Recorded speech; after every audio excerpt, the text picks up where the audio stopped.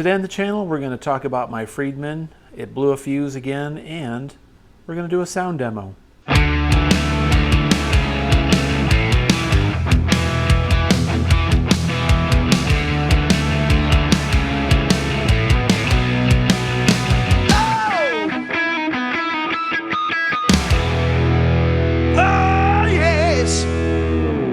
Everybody, welcome back to the channel. If you're not new around here, you know that last summer I blew up my Friedman.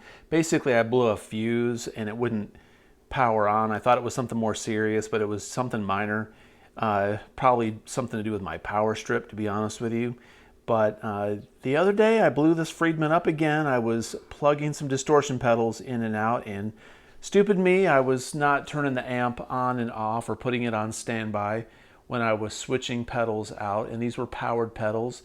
And this one pedal I was having trouble with evidently sent a charge back through the amp and blew the fuse, and it powered off. So I brought a bunch of fuses from eBay, and they didn't work, and I bought some from Lowe's, and they didn't work. I was really frustrated, but I wanted to show you a secret. So on the back of the Friedman, I've got the fuse here, right? I'm used to the Marshalls, like old Marshalls, having just this one fuse. Back in the day, if your amps wouldn't power up, you just replace this fuse and bam, you were done, you know, back in business. But I found out something today from the tech down at East Coast, or East Side Music Supply in Nashville. I found out today what fuse it was. He called me, he said, "Hey man, good news, nothing's wrong with your amp. It just was this fuse." And I explained to him what took place and why it blew it up. He says, "Yeah man, you got to put your amp on standby or turn it off when you're plugging stuff in and out. This amp is a little bit delicate when it comes to those sort of things." So check it out. I never knew this existed.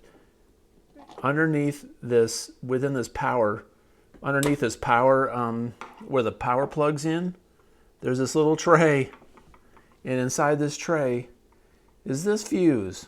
All right. Many of you probably know about this. I had no clue.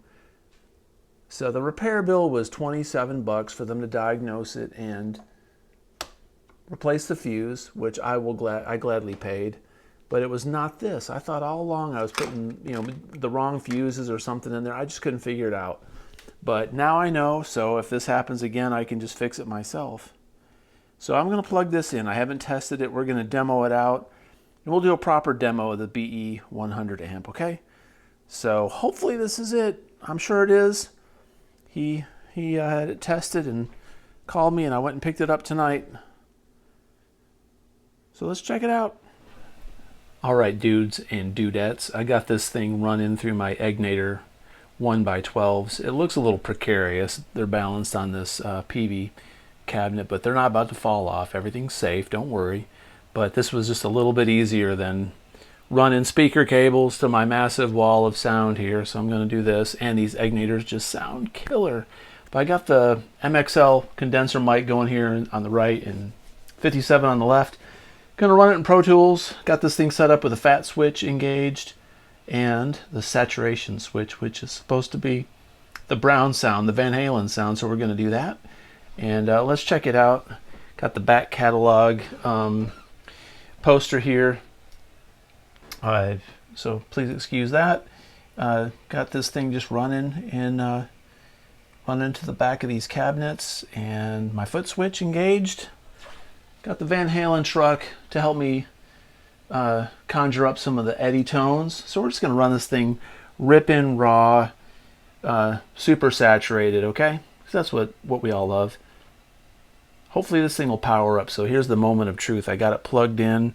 First time on camera. Will the red light come on?